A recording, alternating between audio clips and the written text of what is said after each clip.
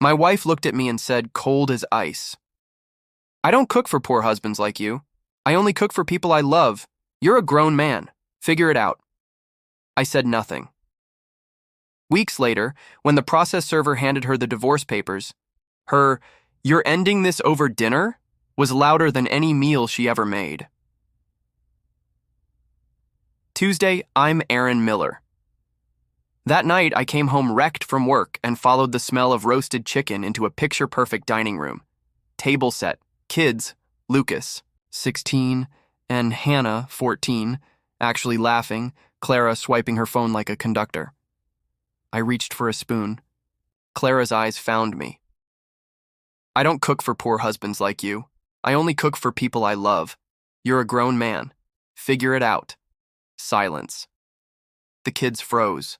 I lowered my hand, walked to the kitchen, and made a PB&J on the back porch. What broke wasn't my heart. It was my patience.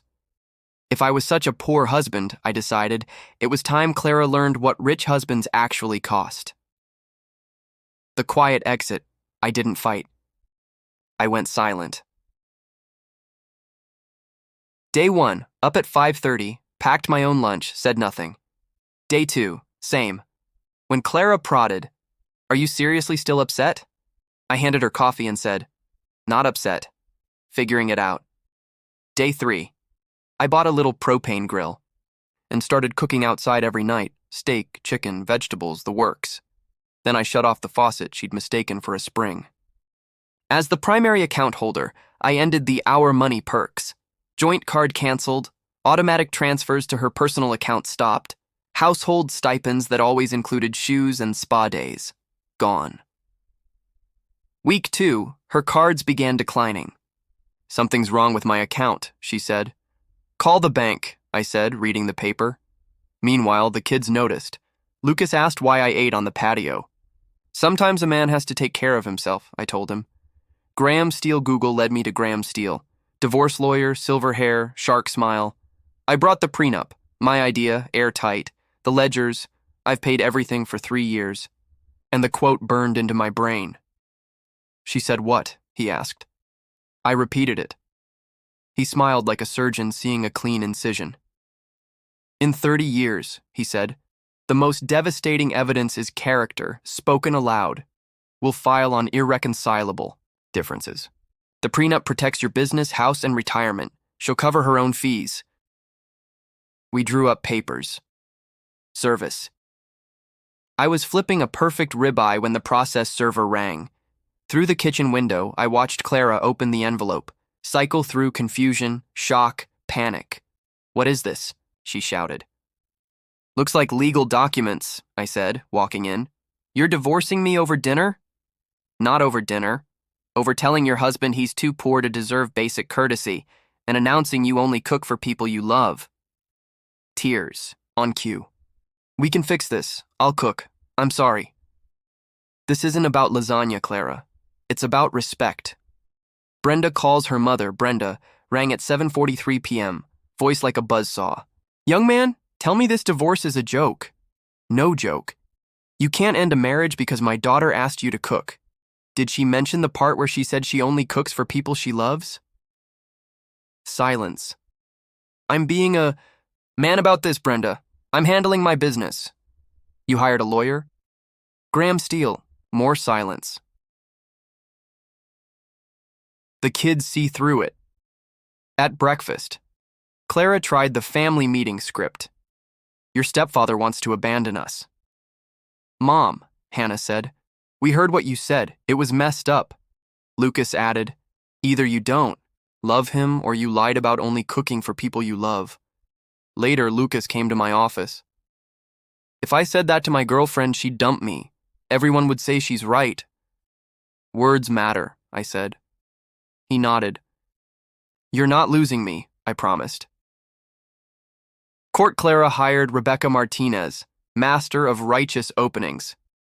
"Your Honor," she proclaimed, "my client has been emotionally abused. He's isolated her financially and created a hostile home. We request an emergency restraining order and spousal support." Judge Harrison barely blinked. "Specific threats?" "It's an implied threat." his silence.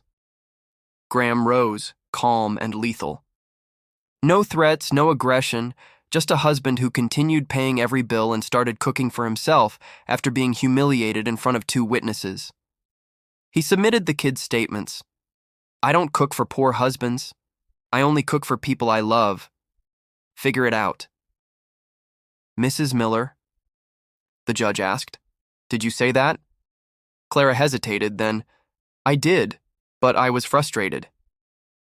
Motion for restraining order denied, Judge Harrison said. Emergency support denied pending disclosures. What I see is not abuse, it is self-preservation. Last tries Clara responded with 2 plays. The spree. Charges hit the emergency card, spa, Nordstrom, some boutique.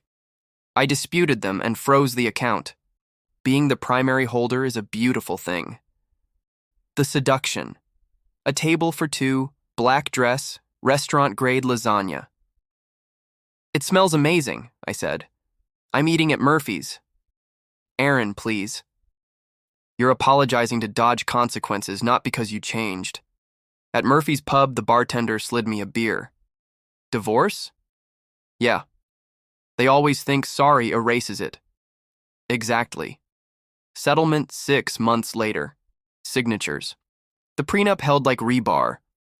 Clara got a modest settlement and 1 year of capped support. I kept the house, business, retirement. She moved into a small 2-bedroom across town and learned how mornings work. The complaints flowed. About me, the judge, the universe. The kids rolled their eyes. Mom says you ruined her life, Hannah told me over Saturday cocoa. Didn't she ruin it when she said what she said? I asked. Hannah shrugged.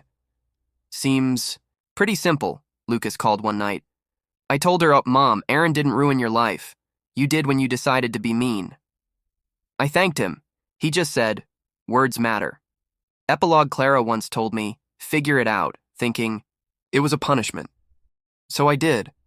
I figured out that silence can be strength, that a prenup is a love letter to your future self, that judges can hear the weight of a sentence, that stepkids can see truth through fog, that you can take back your peace without breaking a plate.